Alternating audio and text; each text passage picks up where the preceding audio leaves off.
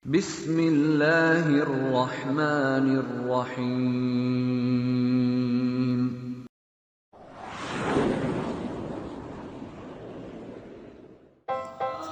Assalamualaikum warahmatullahi wabarakatuh. Bagaimana kabarnya anak soleh-soleha Ustadz hari ini?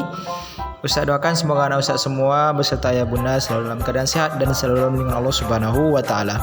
Baiklah anak, sebelum kita mulai pembelajaran kita hari ini, kita mulai berdoa dulu ya. Ikuti Ustadz. Na'udzubillahi minasyaitonir rajim. Bismillahirrahmanirrahim. Raditu billahi rabba wa bil islami dina wa bi Muhammadin nabiyya wa rasula. Rabbi zidni ilman warzuqni fahman wa amalan sholihan. Amin. Pada hari ini kita sambung kembali ya pembelajaran kita di kelas 2.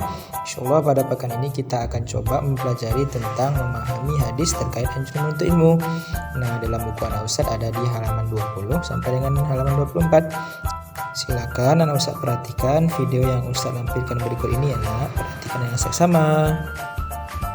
Bab 3, memahami hadis terkait anjuran menuntut ilmu. Dalam buku anak Ustadz ada di halaman 20 ya. A. Mengenai hadis terkait anjuran menuntut ilmu. Terlebih dahulu kita harus paham nak pengertian hadis. Hadis adalah perkataan, perbuatan, dan ketetapan Nabi Muhammad SAW yang dijadikan sebagai landasan syariat Islam.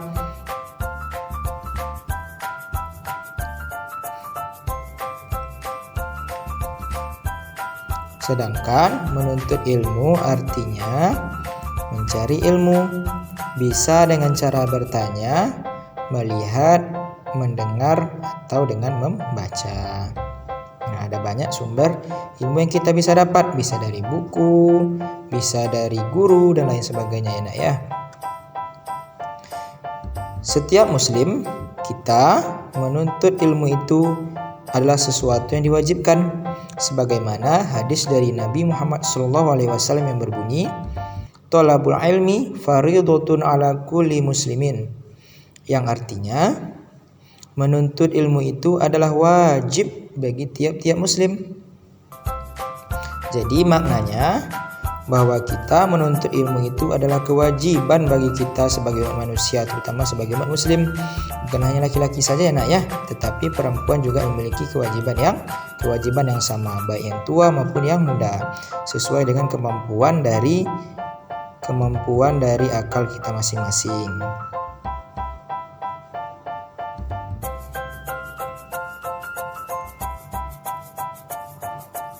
Menuntut ilmu sangatlah penting. Kenapa? Bahkan wahyu pertama yang diturunkan kepada Nabi kita, Nabi Muhammad SAW itu berbunyi Iqra, yang bermakna atau yang berarti bacalah. Nah, di situ ada sebuah kiasan yang bermakna bahwasanya ayat yang pertama dari surah Al-Quran itu, yakni surah Al-Alaq ayat 1 sampai dengan ayat 5 itu adalah perintah untuk kita atau anjuran untuk kita menuntut ilmu. Iqra yang artinya bacalah. Kemudian Allah Subhanahu wa taala akan memudahkan jalan bagi seseorang yang menuntut ilmu, artinya kita yang sedang belajar itu akan Allah mudahkan baginya jalan menuju surga. Jadi salah satu kunci surga itu adalah dengan menuntut ilmu. Nah, sebagaimana hadis yang berasal dari Rasulullah SAW, "Man salaka thoriqan yaltamisu fihi ilman, sahalallahu lahu thoriqan ilal jannah," yang artinya barang siapa menempuh suatu perjalanan untuk menuntut ilmu, maka Allah akan mudahkan baginya jalan menuju surga. Masya Allah. Jadi sangat besar ya keutamaan dari menuntut ilmu.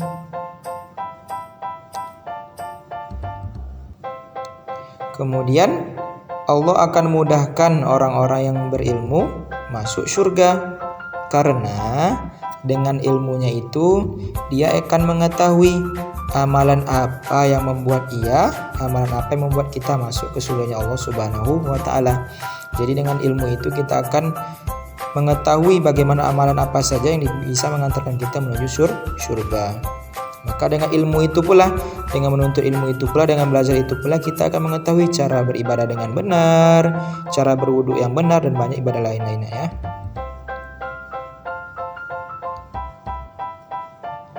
Kemudian ketika akan menuntut ilmu, kita jangan sampai lupa berdoa. Nah, sebagaimana yang kita ucapkan setiap kali berdoa, setiap kali memulai pelajaran. Bismillahirrahmanirrahim. Rabbi zidni ilman warzuqni fahman. Yang artinya, ya Allah, tambahkanlah kepadaku ilmu yang bermanfaat dan berikanlah aku pemahaman.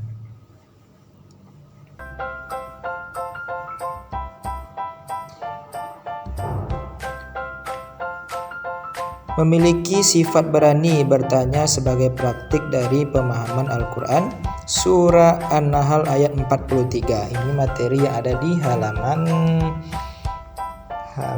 23. Nah, Allah Subhanahu wa taala memerintahkan kepada kita untuk berani jika hal yang diajarkan kepada kita tersebut tidak kita ketahui. Artinya kalau dalam pelajaran anak ustaz bisa bertanya kepada guru ya. Kalau anak ustaz tidak paham akan materi yang disampaikan oleh ustaz-ustazanya. Kemudian ada beberapa adab yang harus kita perhatikan. Yang pertama, kita harus menggunakan bahasa yang santun, kemudian bahasa yang sopan. Sebagaimana Allah Subhanahu wa taala berfirman dalam surah An-Nahl ayat 43 yang berbunyi, A'udzubillahi minasyaitonirrajim. Bismillahirrahmanirrahim. Wa ma arsalna min qablika illa rijalun nuhi ilaihim fas'alu ahla dzikri in kuntum la ta'lamun. Yang artinya, dan kami tidak mengutus sebelum engkau Muhammad melainkan orang laki-laki yang kami beri wahyu kepada mereka. Maka bertanyalah kepada orang-orang yang mempunyai pengetahuan jika kamu tidak mengetahui. Artinya Allah Subhanahu wa taala sendiri menganjurkan kepada Nabi Muhammad dalam wahyunya bahwasanya Nabi kalau tidak tahu bertanya. Masya Allah, barakallahu fiik. Kemudian sabda dari Rasulullah SAW yang berbunyi, "May yuridillah bi khairan yufaqihu fiddin." Yang artinya, barang siapa yang Allah kehendaki kebaikan pada dirinya, maka Allah akan pahamkan ia di dalam agama. Jadi bertanyalah kepada orang yang kita anggap mengetahui hal yang kita tanyakan. Kalau dalam kelas bisa bertanya kepada guru ya. Nah, kalau nanti yang menyangkut apa bisa bertanya kepada teman. Kalau dalam rumah bisa bertanya kepada ayah, kepada bunda, kepada kakak, atau kepada teman yang sebaya ketika berada di sekolah atau berada di lingkungan rumah.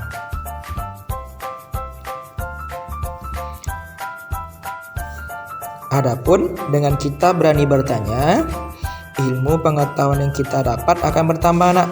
Sebaliknya, jika kita malu bertanya, maka kita tidak akan mendapatkan apa-apa dari yang kita tanyakan.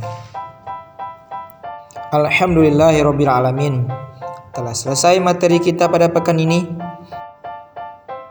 Untuk tugasnya pada pekan ini menghafalkan hadis tentang kewajiban menuntut ilmu. Thalabul ilmi fardhotun ala kulli muslimin. Kemudian menghafalkan doa mau belajar. Rabbi zidni ilman warzuqni fahman. Ya Allah, berikanlah aku pemahaman yang baik dan ilmu yang bermanfaat. Itu saja untuk tugasnya, dibuat dalam bentuk video ya nak ya, dan dikirimkan kepada pengajarnya masing-masing. Tetap jaga kesehatannya ya nak ya, selalu berada dalam rumah. Ustaz doakan semoga anak Ustaz semua, ayah bunda selalu dalam keadaan sehat dan kita semua terhindar dari virus corona. Itu saja yang dapat Ustaz sampaikan. Wassalamualaikum warahmatullahi wabarakatuh.